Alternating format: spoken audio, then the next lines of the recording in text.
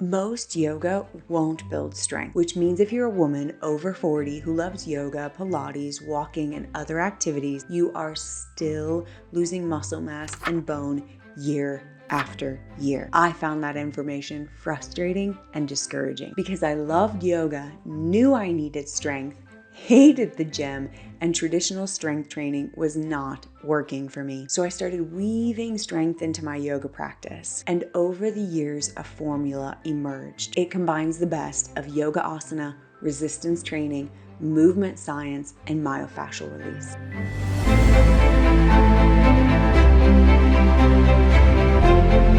I've been practicing yoga asana for over 20 years and teaching since 2008. And during the 90s and early 2000s, we were always told yoga was enough. It could do everything. But we now have a generation of dedicated practitioners who are seeing and sensing and feeling in their own bodies that that's just not true. And the missing piece for most women is strength training. But it doesn't have to be the gym bro science style strength. I believe there's a better way to get the magic ingredient of progressive load. A way that honors your changing body, changing hormones, and a nervous system that is contending with the modern world. And I'm going to give you that formula. You've probably never done part 1, and part 2 is probably going to stop you in your tracks because all of that hip and hamstring stretching you've done during decades of yoga is probably what's keeping you from finding your core. In part 3, we'll look at progressive load, and when you understand that, you can easily weave strength into your yoga asana practice. So let's start with that first part, which is what most people skip entirely. I call it the perfect warm-up. Most yoga asana starts with down dog or sun salutations, which are very challenging on your joints, but they also do not prepare your nervous system to create true and lasting change. If you just hop on the mat and start going, start flowing, you are likely to do the entire practice with the same nervous system you walked in with. And for most of us, it's the go, go, go, do sympathetic drive. And in that nervous system state, your body is actually in a defensive place. It's way less able to absorb and assimilate what you're doing, let alone create something new. You do something that resets and calibrates your nervous system, that puts you in the open, spacious, receptive, ventral vagal pathway. Your practice is totally different, but also your body is able to absorb and assimilate what you're doing, and you can create new neural pathways for movement patterns and postural habits. So what I've done with classes and clients over the years is starting with something that allows the nervous system to reset. This can be as simple as laying down, stretching, or hips on a block, legs up. But more effective is myofascial and somatic release. I recommend using myofascial release balls to spot treat sticky areas in the body. You're opening up the webbing and the connective tissue so you can move more freely and fully, but also your body will distribute load more consistently, more evenly, so you're less likely to get injured or tweaky. Now, somatic releasing movements are a little bit different. We often call them slidey-glidey, and they're going to open up broad chains and swaths of connective tissue. Different flavor, same result. Your body's going to distribute load more evenly and consistently, so you're less likely to get injured or tweaky. So the perfect warm-up sets the stage for you to create change, bear load more evenly, more consistently, and build the muscle mass and bone density you're seeking. Once you have that opening and release in the body, it's time for part 2, what I call the Unshakable Core.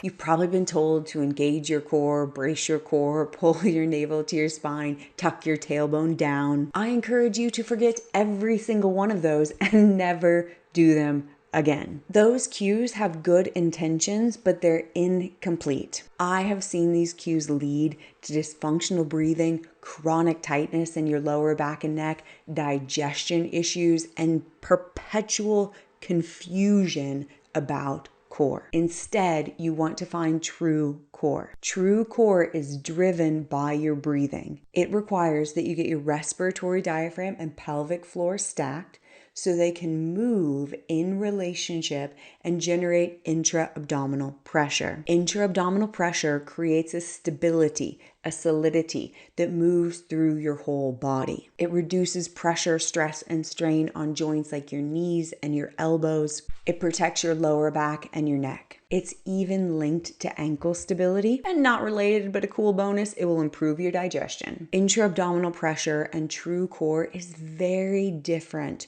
from core work and just engaging your abdominals in things like crunches. It's like an engine of stability and power that you set up in your body. Most long-term yoga practitioners will have a hard time finding it because we have pushed the ribs forward in back bends, so we're stuck in that rib flare pattern, and stretched our hips and hamstrings to death, so we have a hard time finding the pelvic stability necessary to keep the rib cage and pelvis stacked so respiratory diaphragm, pelvic floor diaphragm can get that rhythm going. So with Asana Strong, we do unshakable core practices. This is where we get true core going with our breathing, and we do hip and hamstring work to stabilize the pelvis so we can maintain that stacked relationship as we do complex movements, especially as we add load with resistance bands, weights,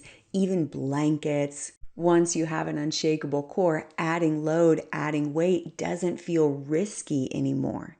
Instead, you feel ready and steady in your body. That takes us to part 3 of the formula, which are supersets. If you're like most of my students and clients, you have tried strength training before and found it boring, risky, not for me. I understand because I was there too. And I think this is because with traditional strength training, you're doing sets and it feels like the muscles are very isolated. Some are overworked, others are underutilized. It just doesn't feel connected, integrated, or holistic. In traditional gym culture, supersets are where you work one part of the body and then another part. So for example, you do something with your legs and then you do something with your arms. I took this idea and blended it with yoga sequencing. You're not repeating things over and over again. You're moving through a progressive sequence. You're building and teaching and training your body so that each movement feels smarter, better than the one before. And you're building strength in a way that's progressive, getting to that point of load where you build muscle and bone. So the supersets feel like a yoga flow, but build the progressive load that you need.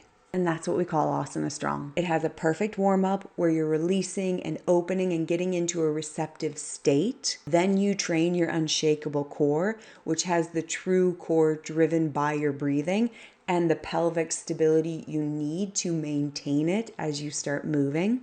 And then you do movements with weights and resistance band that build strength and intelligence in your body.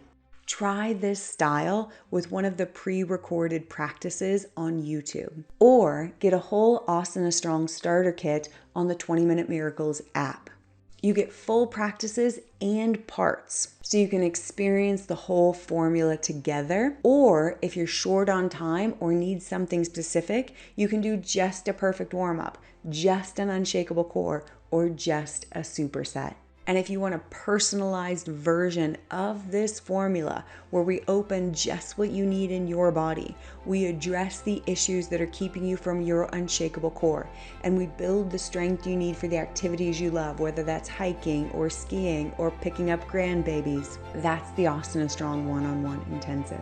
Take this formula and use it, especially if you are a woman over 40. It's an evolution of your yoga practice, and it will serve you.